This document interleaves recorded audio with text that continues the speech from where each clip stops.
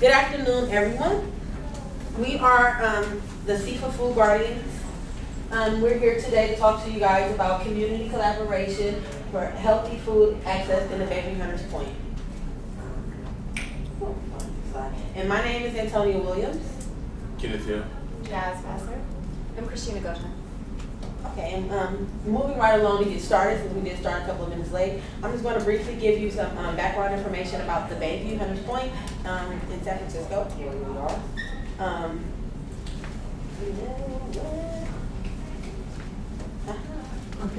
Already starting off mixing up my cards. Well, the Bayview Hunters Point beforehand was called Shell Point before the 1906 earthquake. And it was a place that took care of its residents from like the Bayview Shipyard. Are any of you guys familiar with the shipyard? Or heard of it, kind of? Okay, so it's just like kind of like a fishing village, and it had made a lot of jobs available to residents in the Bayview at that time, and it just was a very resourceful place.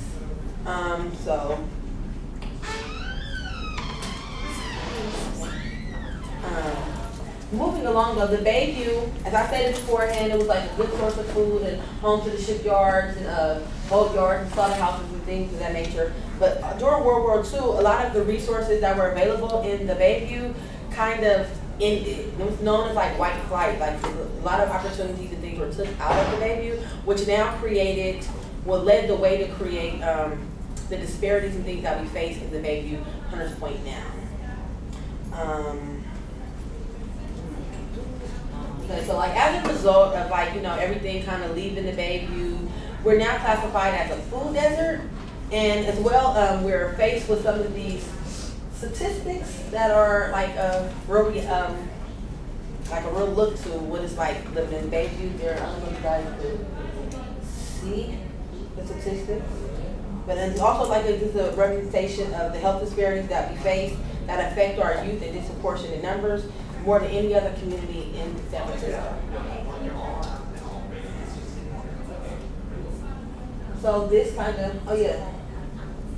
this is a slide to just kind of go support what I just said, showing how the Bayview is a food desert, as well as, it's not color coded.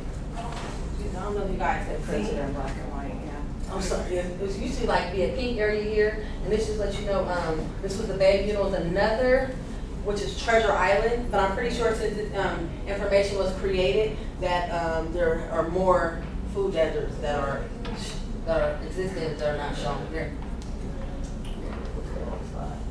So now we move on to Christina. Yes, that's it. So now I'm going to turn it over to Christina Gota, who's also a partner of ours from the Department of Public Health, who will go into more to let you know what this looks like. Yeah, absolutely. Thanks, Antonia. Yeah, come on in. Open it a little more so it doesn't keep creaking. That's okay. Your door's creaking.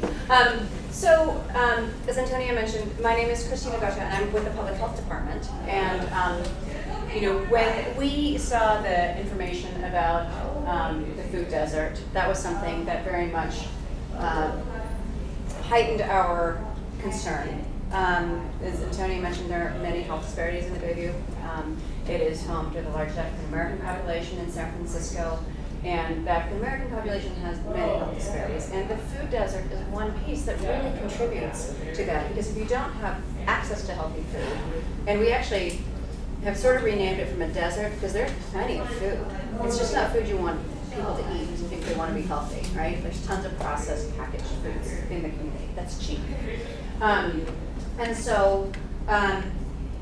As a result of that, that information, and hearing from a number of community-based organizations over the years with the fact that, and you can take us to the next slide, that the Bayview doesn't have a full-service grocery. In addition to the white flight that Antonia was talking about, we also had grocery store flight.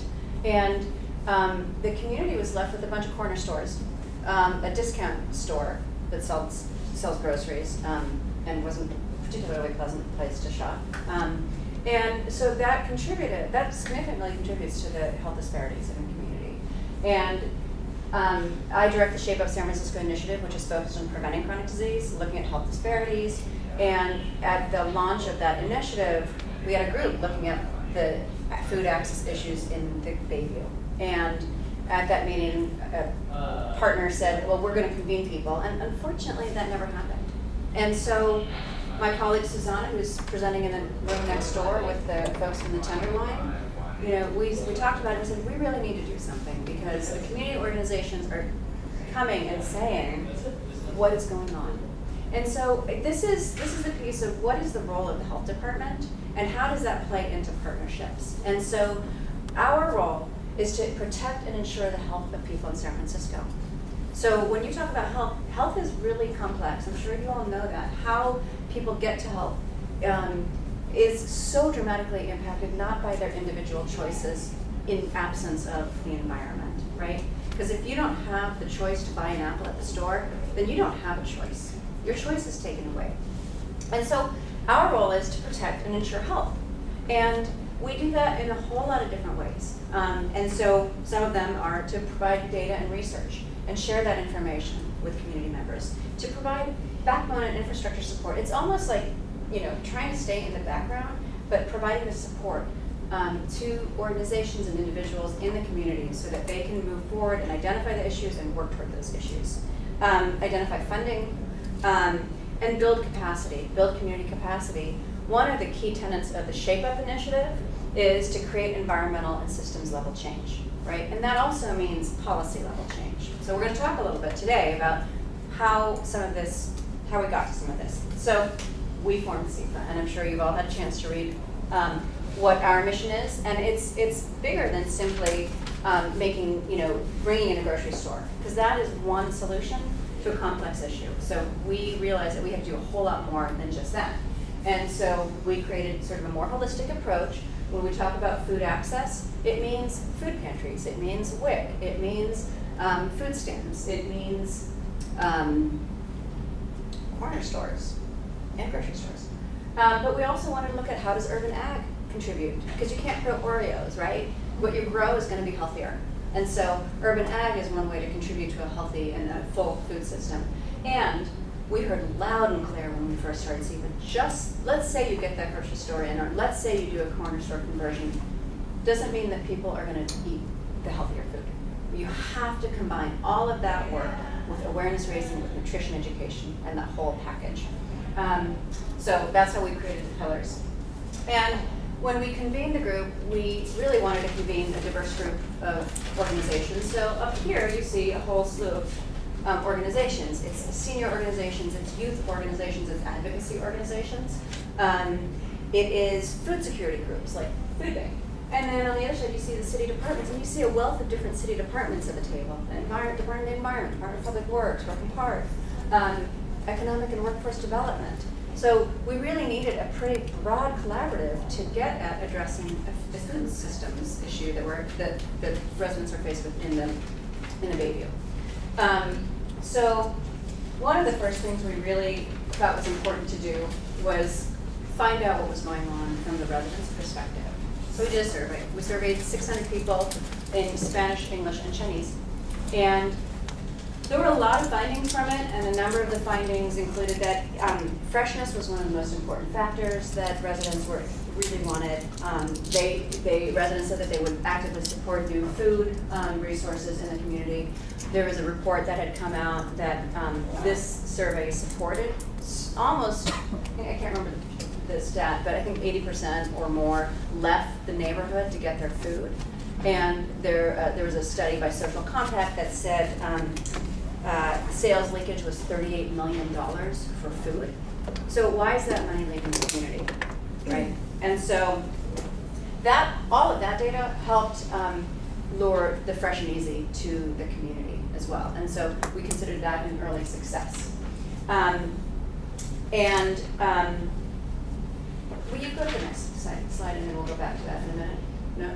Is Fresh and Easy the name of a store? Fresh and Easy is the name of the store. Okay. This one? Yes. So we conducted that study, we did that survey, and what we kept hearing at the table was, we've got a bunch of community-based organizations, and they can, to a degree, tell you what's going on in the community, what residents have to say. But we also wanted to be able to bring more of the voice of the community to the table. And so that we could better hear the voices and be responsive and engage the community in a way that is more authentic, right? And so we got a little bit of funding from the Department of the Environment. They had an environmental justice grant. And they provided seed funding to start the Food Guardian program.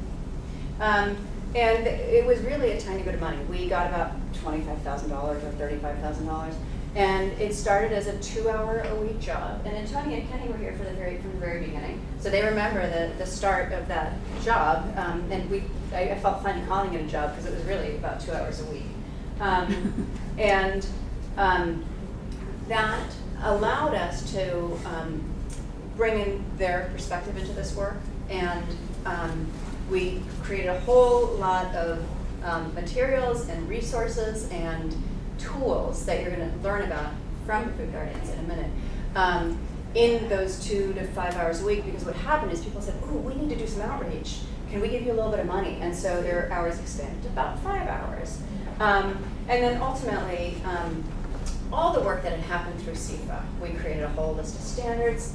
I think in that 2-hour time is when you also do that first store assessment. You went to every single store during that 2-hour window.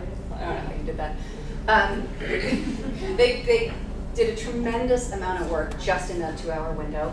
And they came up with the first store ratings, and they're going to tell you about that. But all of that work gave us really good grounds to apply to a Kaiser, to respond to an invitation by Kaiser Permanente to apply for a HEAL zone, the Healthy Eating Active Living Zone.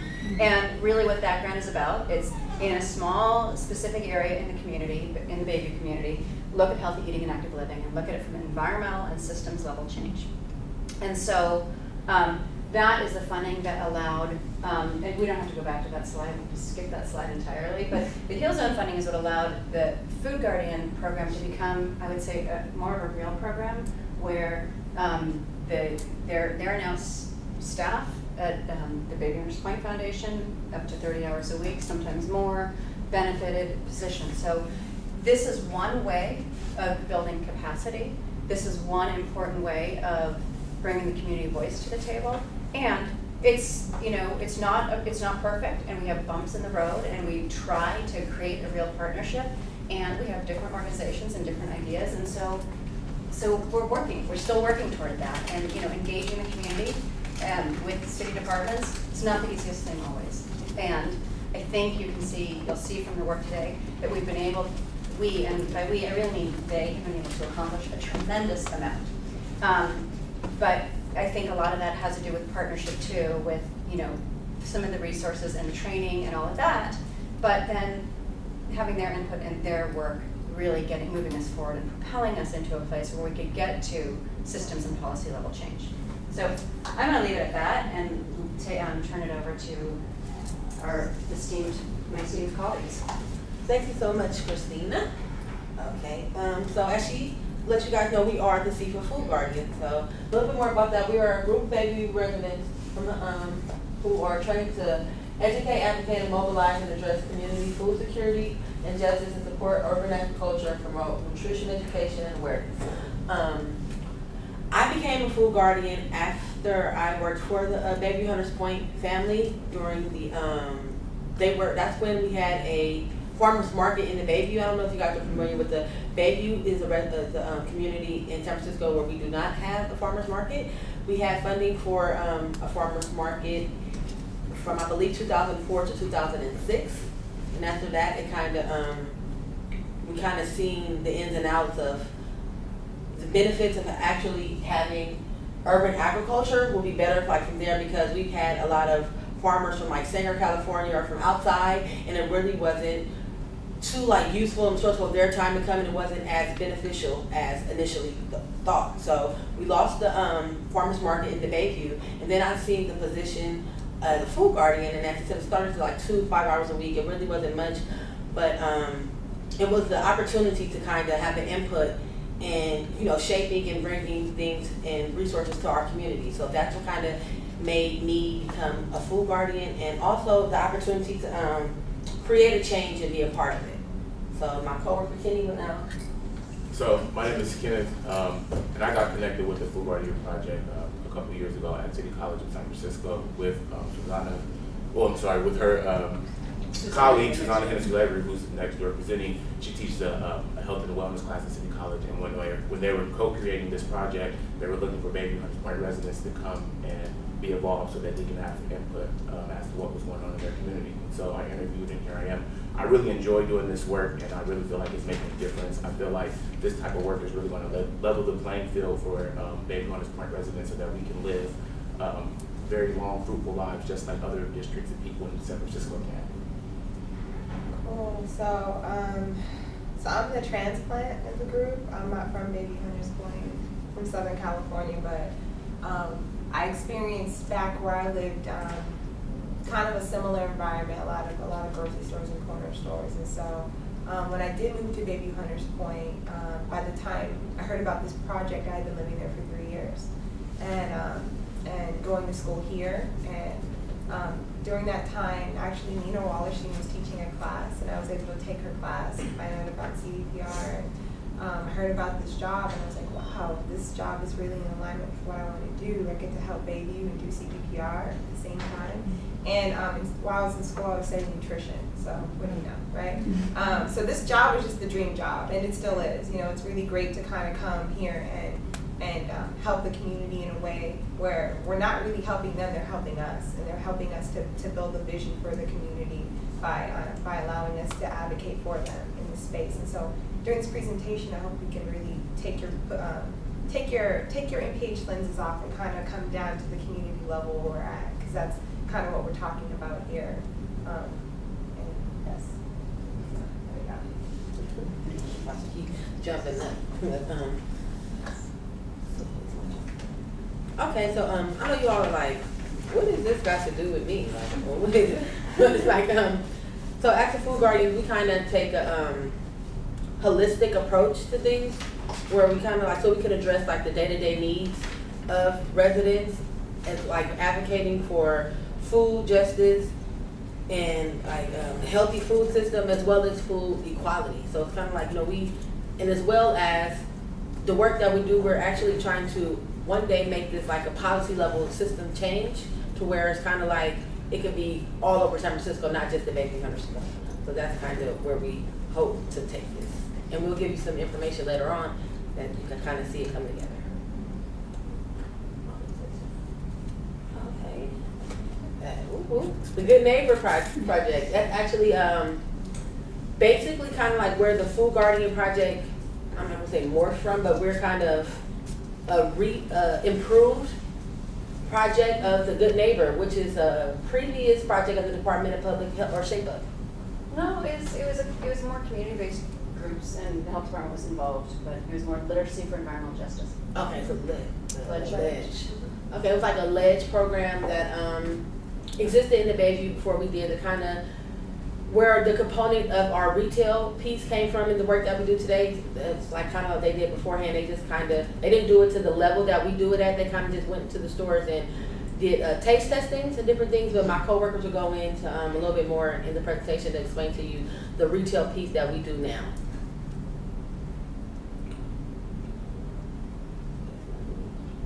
All right, so the 4 key components of the Food Guardian Project, as Antonia stated, like we're a really comprehensive project that's not just only based on community-based participatory research. What makes our group really unique actually is that we are literally a partnership between public health department and the community, you know, food justice workers, the Prima Cora model. So it's like, and that's different from a lot of presentations here today. Like you're hearing like a lot of institutions and the community, and there's really no major institution involved in this particular project. So using so having these components were really essential for us to kind of ground our work down. Popular education and training.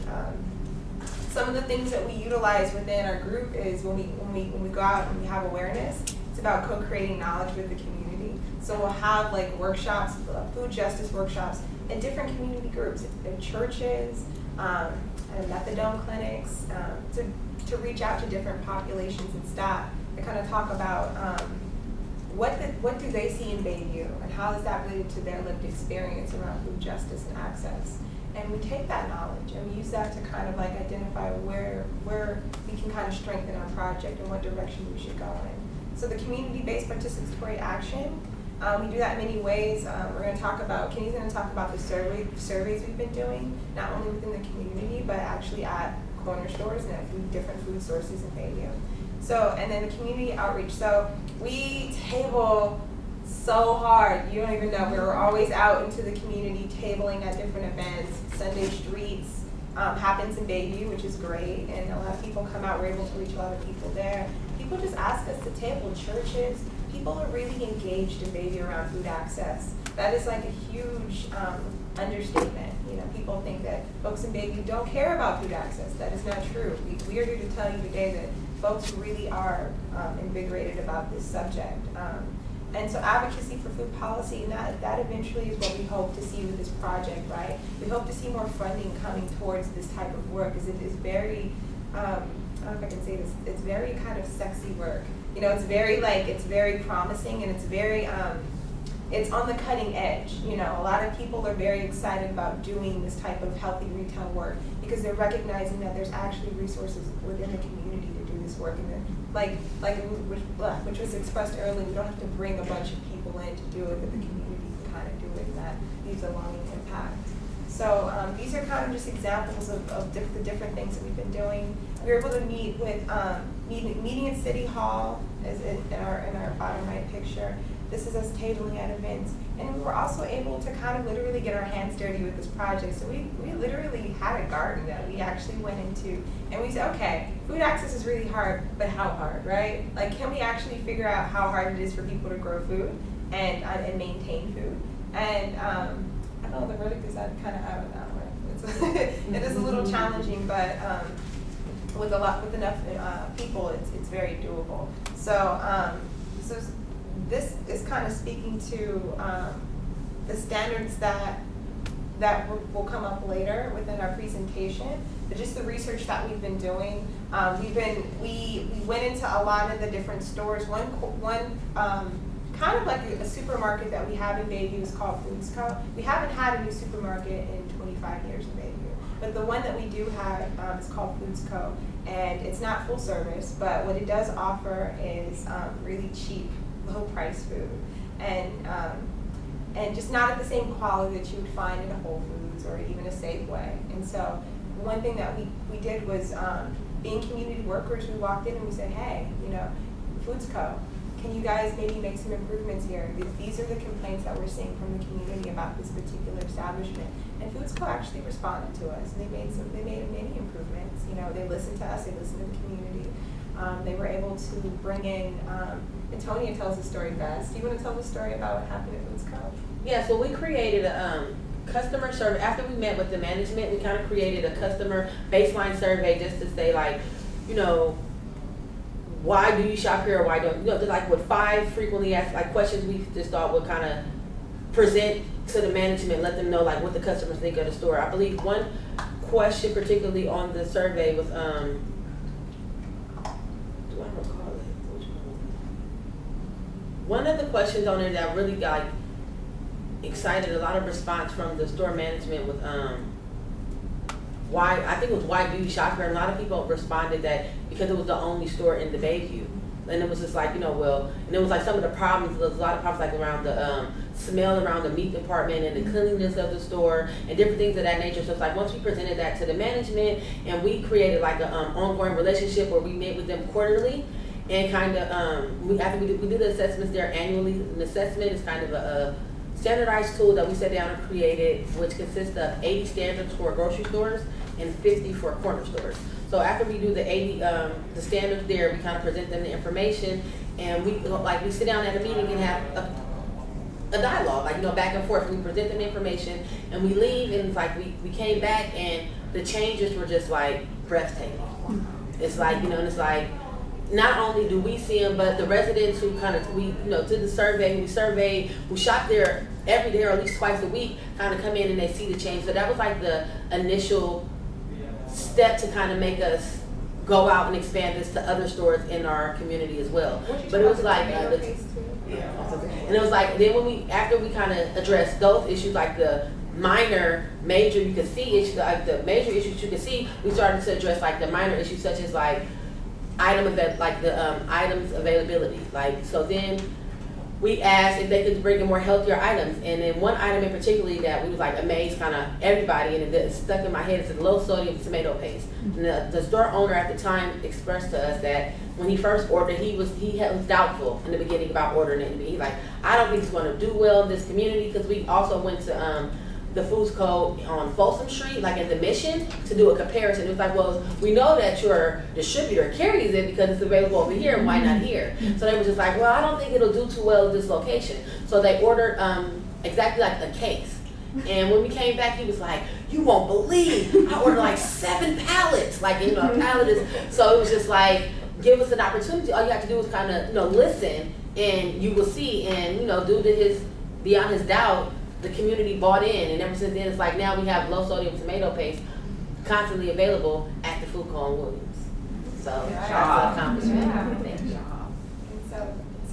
And so that's something that's really huge. And if I could just say, like, something that Christine was talking about, like the bumps in the road. When I came on the team and we were doing these initial, can you get into the initial assessment? Sorry, Kenny. People kind of thought we were like a youth group, like people seriously we're young professionals, but to them it's like, who are these, Food Guardian Project, what's that? And that was like a huge hiccup, because it's like, we have the public health department backing us, we have funding, we are credible, we are community workers, but in order to establish an actual rep in this community, we had to kind of keep showing up and saying, no, like, this is the message that we're trying to promote here. And so that is really a testament to kind of us like coming back and like working with Foods Code and them realizing we're adults. So we were able to contact out. We made this cool resource guide that's available online to the community that has like, where you could access garden tools, where you can go to get, access to food and different resources within the community. And this is something that's really important, for us, having access within the community, and also not only in order to not only put out information, but to gather information. So that's what we're constantly doing. About 4 to 5 surveys a year is something that's about the average capacity of our work is just put into doing surveying, is to collecting information. Because we as Food Guardians want to really be like invested into knowing exactly what kind of like the checking the temperature of exactly where the community's at. So when we show up at big policy making events, when we show up in community meetings, when we're collaborating with other CBOs, we know what we're talking about. We know that the community said, okay, this is what we're looking for, this is what we're interested in. And so we're always constantly trying to understand that. And I talked about that we give presentations. We also do articles. We do food correspondent articles. We write about issues that are happening in Bayview, in San Francisco, and just the connections of why food is the way, why access is the way it is from our voice as community members, and we bring in a voice to Bayview. And now, so Kenny's going to talk more about this model that we keep alluding to.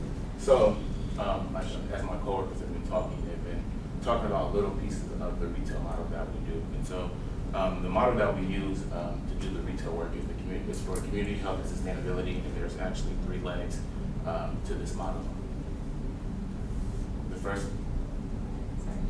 first leg is promotion and awareness, and so constantly throughout the project we're promoting different aspects of the project. And so specifically at the retail locations, we develop marketing materials, we have taste testings, we have murals that have just been painted outside to kind of bring people in to live produce. And then we market to different organizations. We have organizations buy sandwiches from our store at least, and they have a deli where they can buy sandwiches. So we're constantly finding ways to bring in the community to actually utilize the things that we're offering. One way we advocate for environmental change, as my coworkers were talking about, is with the CEPA standards for health and sustainability. The CEPA standards are a national compiled list of standards for what healthy retail should look like. There are about 50 standards for corner stores and 80 standards for grocery stores. Some of the things that the standards look at is in the food category is non-fat and low-fat milk, quality meats, low-sugar cereals, culturally appropriate food. So like, do they have things like, you know, beans, tortillas? Do they have greens and things like that? And then we also, just a step further, which is not on there, we also look for things like to see if the store participates in local hiring, do they participate in community events. So to see if the store is really invested in the community, not only from a purchasing standpoint, but but just being involved with the community. And so this is the actual first page of the assessment that we use. And you see here, it just outlines what I just explained. And you said those are national standards? Yes. They're like, so Like, basically. are they available on the They're- internet site? We No, edited them. We edited them, so we Yeah. pulled them from different places instead Best of practices. from places, yes, best practices. But they are available on our CEQA website if you want to take a look at them. Oh, is it me? Oh, haha, just me, just kidding. So I'm gonna stand up, right? And press buttons for me? Okay, cool. So as Kenny was saying, like, you know, we did all this work, we've gone through 2 years of doing this. So the first time we did it, it was kind of crazy, it took a long time. Because we're like, he kind of like, I mean, 50 standards, it's a pretty big packet. And so we're walking into the store, we're saying, hey, we're not with the public health department, we're not here to shut you down. But we want to look through the store and kind of see what's going on. And of course, we didn't say it that way. We said it in a very nice, you know, we're community workers. We're trying to like come in here. We're trying to make better, healthy. We're trying to make healthier choices available in the community. And so the stores let us in, and we did the assessments. And what we did is we were able to compile them into this type of two-sheeter. As you can see, so the grocery bags represent kind of like what would be considered kind of like a grocery store. As we were smart and final, you can't see that. And recently, we were actually last year able to get a Fresh and Easy kind of based on the work that we were able to do. So we were able to get a Fresh and Easy to come into the community. As well as a Super Save. And Super Save is kind of like in between a Fresh and Easy and like a Foods Co. So it's kind of like a mini mart. But within this packet that this feedback folder that we gave back, it was a folder that had not only this information, but it had possible improvements that the store can make in order to get a higher rating system. So the corner stores had an Apple rating system, and most stores were kind of on the lower side, maybe having a half apple or no apple. And then so some stores are actually, you know, were able to get 2 apples, the highest being 3 apples. And so we're trying to work in this project to bring all the stores up to 3 apples, right? Because the community deserves that.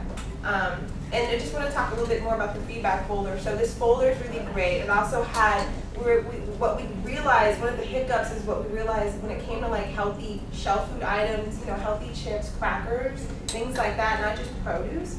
We were really at a disadvantage because it's hard to really get into that world.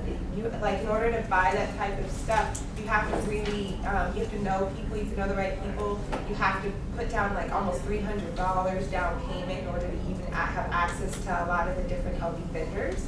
And so one vendor that we did have in Bayview is called Pitco. And Pitco vends to basically all the corner stores. And you can kind of imagine what type of food you could possibly find at Pitco. Generally stuff that you see at the corner stores, chips and soda. But they're actually, we were able to get a copy of a list of what they sell at Pitco, a really thick list. We're actually able to find a lot of healthy options. And so what we did is we went through the grains, the proteins, the chips, and healthier beverages that were non-sweetened. And we pulled out all of the healthier versions of that. We put that together, and we put that in the packet. And we're like, hey, here's a resource for you. You could maybe now be able to purchase some items that will help you bump your Apple score up. So it's like we're able to kind of utilize that packet and something that would seemingly have like much value in this big warehouse store that actually does carry carries some healthy options that we can get back into the community and to the stores. I just wanted to highlight that. That was something new that we did this year that we're hoping is more successful in getting our stores up to standard. But it also kind of gets us thinking, okay, if there aren't healthy sources, like a healthy warehouse for people to buy these snacks, then how are we going to actually change the food environment in Bayview? Yes. Sorry. Yes. Next one. So the next part that we're going to talk about is the technical assistance piece. So I know you guys are probably wondering, like, you know, how did you guys just transition from doing social justice work to actually working inside a store?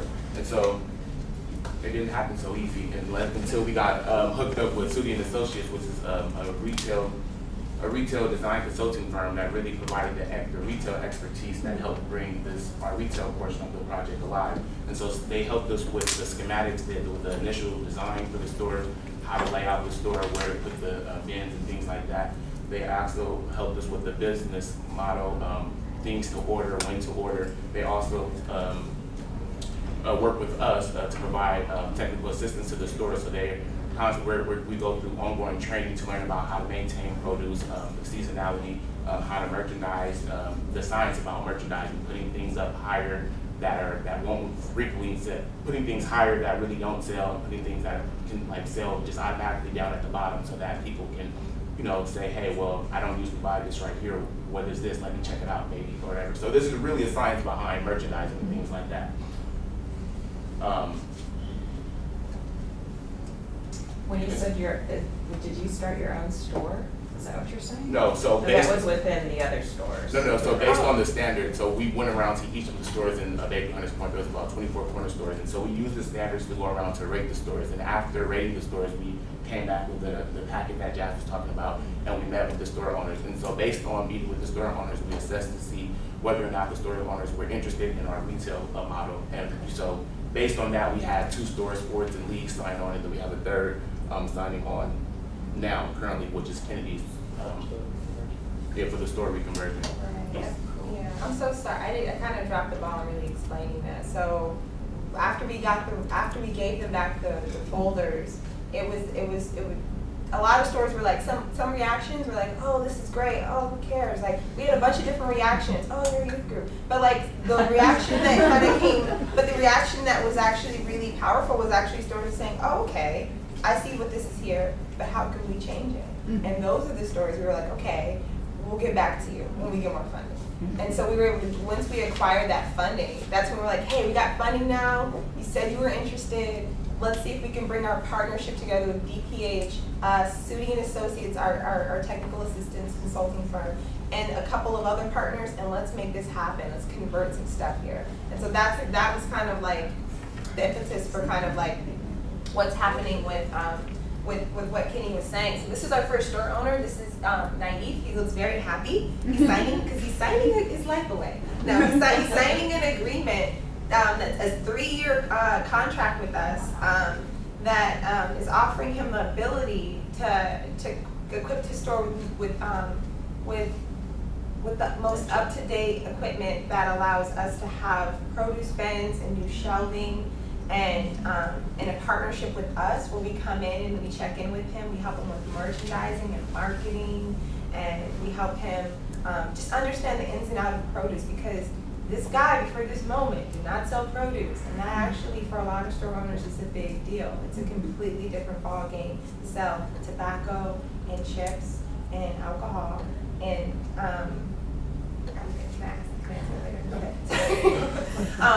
that's something that's like will be considered like items that sell themselves almost, and that really don't have expiration date, right? As opposed to something that has a shelf life of a couple of days. It's a completely different atmosphere. And so another partnership I want to mention right there, we were meeting at the Wholesale Produce Terminal, which ironically, guess where it's located? Baby Hunters Point. So we have a wholesale produce market right in Baby Hunters Point. But again, it's all about the access and having the ability to siphon that food over into these pockets over here, these kind of dispersed pockets within the corner stores. And so right now, this picture right here is the inside of Grocery Store USA, right? Any corner store USA. But this happens to be in Baby Hunters Point. This is at Lee's Market. This kind of just shows, highlights, I guess, kind of like the Tower of Shame. There's like hot ramen, there's donuts down there. We got some chips on the side. It's like, it's a well non-balanced meal. And so right here's the redesign. As you can see, we were literally hands-on. So it's been a really great experience for us. we started out with just like a floor layout. So City and Associates literally went in and got the blueprint of the store and designed exactly where the new bins would go and what the shelving would be like. We were trained on how to erect the new shelving, and we literally went in with clipboards and wrote down every single item that was in the stores, and we literally touched every single item on the shelf and moved it. So it was a really How long did it engaged take us? and involved project. It took us 12 hours, and someone slipped on a broken glass of jam. So it was really engaging. But you know what? Lessons learned. We learned not to do that all in one day. We were very ambitious. We're very over ambitious. But it was an experience, and I think that level of love and dedication totally went into the project. And so this is kind of like the result. What the Metro shelving does is it allows for there to be less space in between the products, so you can fit more products onto the shelf. And so that allowed us to push things back and put more things on the shelves so that we can open up and make space for produce bins, which are about the size of this table put together. So just think of that much space for produce now that wasn't there before. It's pretty phenomenal. And so, Kenny, do you want to speak to kind of the redesign efforts that happened at Ford's, please? So based on what she was talking about, lessons learned.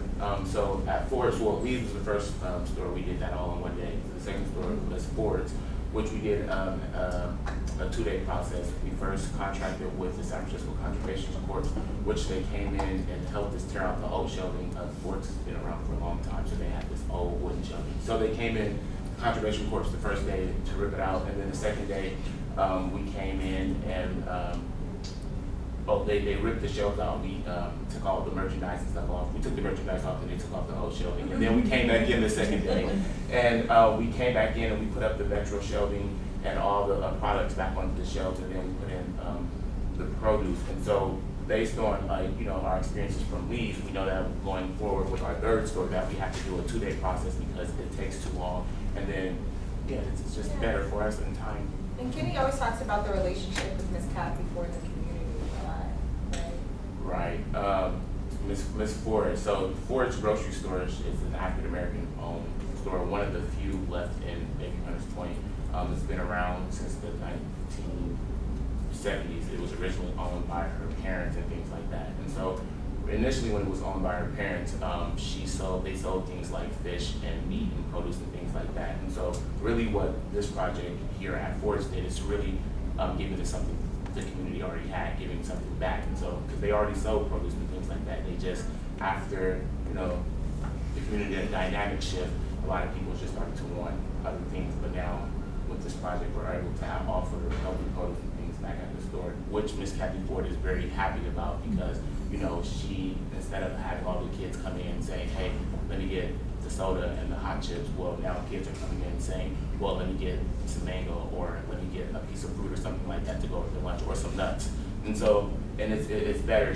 Even herself, she said that she feels better because she knows that when they go home and eat those things, the harmful effects it has on the body. And now that they're going home and eating produce and things like that, she said that she sleeps better at night because she knows that she's not harming them in any way. And so to me, that's beautiful. And so kind of what we're also getting at is just that, and maybe there's so much land, and I hate to say, y'all, it's probably one of the best parts of San Francisco because it's really sunny. It's a really sunny abundance of land, and so we kind of talk amongst ourselves all the time, like, what does that look like in the future moving forward? There's a lot. It's a huge Black population, and the Black tradition was based in working with the land. Latino population was working with the land, and the Asian population, like growing food. So what does that look like to kind of go back to our indigenous roots of growing food and making that happen, and how that connects us to kind of like what Antonio was talking about, like the holistic sense of life and of being a global effort. So what we've been doing is we partner with a local community garden within Bayview, and we've been working with trying to promote people selling what they're growing to try to make money off of that, so that we're not just having gardens, but we're actually having green jobs, working with youth to have them build skills, such as in Northridge, which is kind of located up near Project Housing. You know, having these youth come in who live in project housing and actually grow food, it really changes their perspective on how it is to eat healthy. Because when you grow something and then you take it and you chop it and then you take it and you cook it, you'll eat it now because you know what it is and you know where it comes from. And that's the difference, you know. That's the difference of just saying, hey, eat this, it's healthy for you, goodbye. As opposed to, hey, let me show you how to grow this so you can grow your own food. You have the ability now to empower yourself to make healthier decisions. And that's something that when I walk away, you'll always do. So I think that really speaks to something that we're trying to constantly figure out. It's really challenging with limited resources to try to get people to understand that, but that's something that we kind of move towards. And so all that just to say, like, all of the work that where we came from, we were just a thought, you know, we were just a survey at once. Then we were 2 hours a week, then we were 5 hours a week. Now we're 30 hours a week, and now we're doing corner store conversions, about to do our third store. And so now what we're trying to build towards is actually policy, right? That brings more money into these types of projects, not only in Bayview, but we've extended our knowledge over to the Tenderloin, and now there's groups in the Tenderloin that are doing similar work that we're doing, surveying stores. I think up until this point, a group in the Tenderloin has surveyed over 70 stores to try to get an idea, just pull back the cupboards a little bit and see what's in the corner stores in another food desert.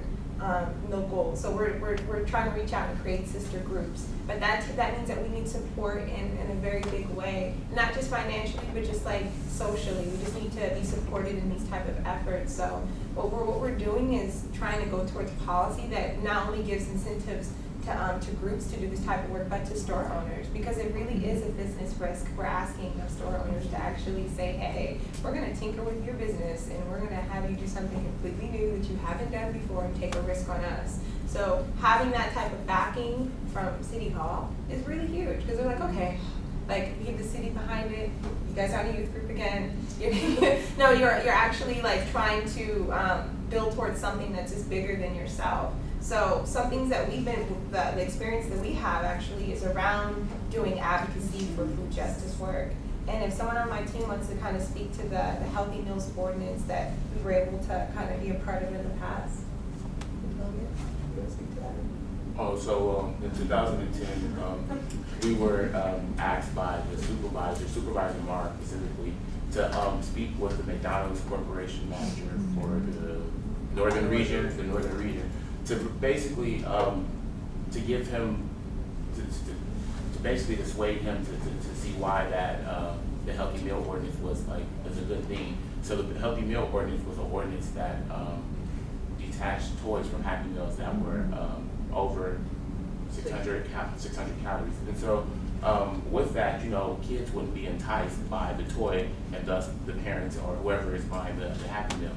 And so we talked to this big McDonald guy and told him, you know, why we felt that, you know, that why we felt that the city should move forward with this piece of ordinance. And so we met with them, and then we got it passed through the Board of Supervisors, but they undermined it. In the long run. They started charging 25 cents for the toy. So basically saying that you don't get 10 cents for this toy. Whatever. Right. And so, and that's just one example that of us advocating for policy. And in the future, we hope to advocate for other things. Marr has another piece of legislation that's coming up that Jazz just talked about. That's really going to give incentives to stores that kind of implement the project that we've been implementing in Dayton, pointing at different stores. Right. So, and just more detail on that. So the big thing that this whole presentation is building up to, besides your social change in Bayview, which is also extending that to other low-income neighborhoods. And so the proposal that we were able to sit at the table and give weight to is a proposal that would create kind of a one-shop stop that kind of bundles a bunch of incentives up at once, that gives people incentives to do this type of process, that gives them the resources like community workers to give them to do this process, like to train community workers to actually help completely redefine what a corner store is in low-income communities, so that maybe it looks a little bit something like what you would find in Nob Hill or something that you would find in the Presidio. And also, this particular incentive helps to kind of promote awareness, policy, and technical assistance in the same way that our project was able to do that. So it is quite interesting just how being in this place with the legislation. I mean, as we speak, it's literally going through this whole process and kind of recognizing how our work has been connected to it has been really brilliant.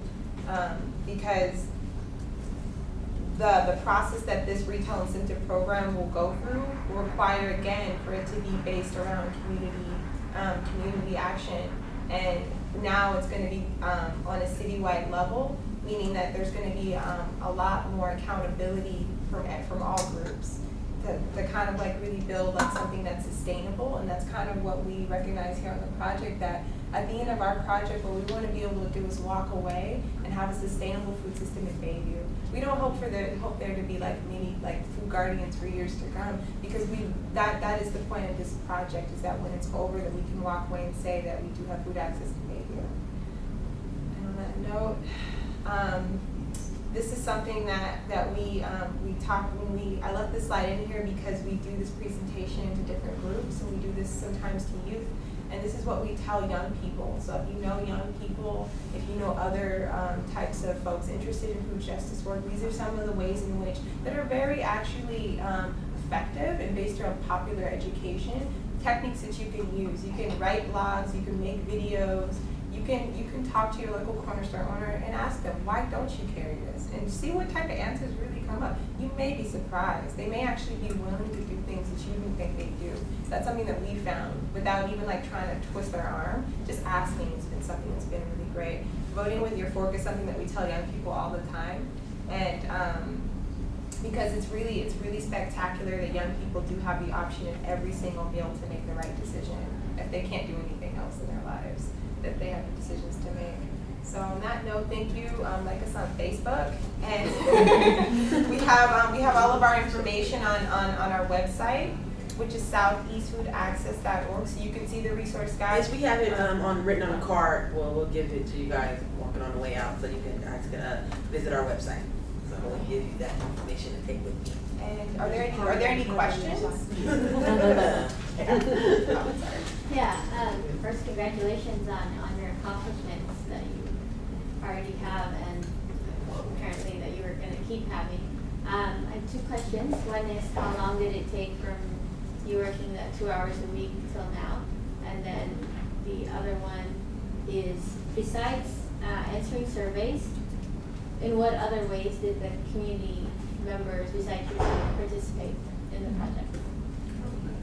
So to answer the first question, I think if I'm answering it correctly, so we worked for about 2 years for 2 to 5 hours a week, and then as funding came in through Kaiser Permanent Intake, it went up to 15 to 20, then to 20 to 30 hours a week within like 6 months after we got the funding secured.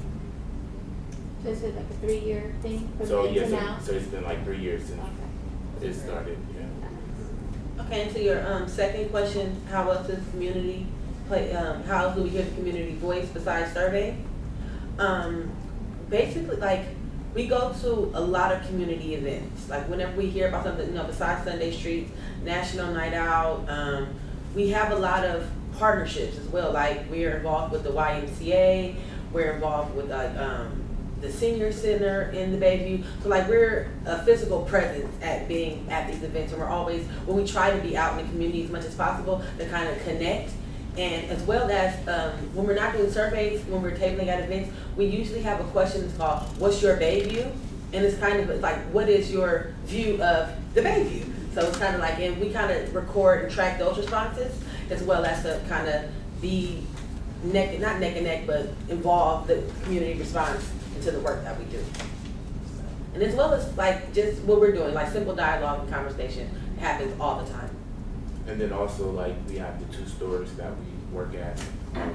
co-working at, that we're always in. And so we're constantly interacting with customers too, and so like we get feedback from customers as how we can improve the retail part or other things that we can go out as the community and forge on. Oh, we also sit on this, so Kaiser Permanente has funded us, and that's how our hours increased. I don't know if it was expressed in communication directly, but within that, we've created a board. So Heal Zone stands for Healthy Eating, Active Living. And so we created a board that has community members come out to the meetings and kind of weigh in on whatever decisions we're making throughout our process as well.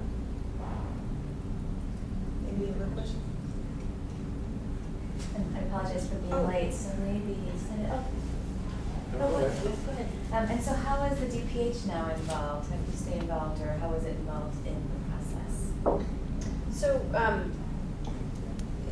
DPH, we staff the Southeast Food Access Collaborative, and we've helped bring funding in, and so we've mostly been able to identify the funding and then work with partners in the community. So Food Guardians aren't DPH employees, they're employees right now of a community-based foundation, a community-based organization, Baby Hunters Point Foundation, and so we continue to stay involved. The Heal Zone grant is technically to the health department, and so we're involved in that way. So. Yes.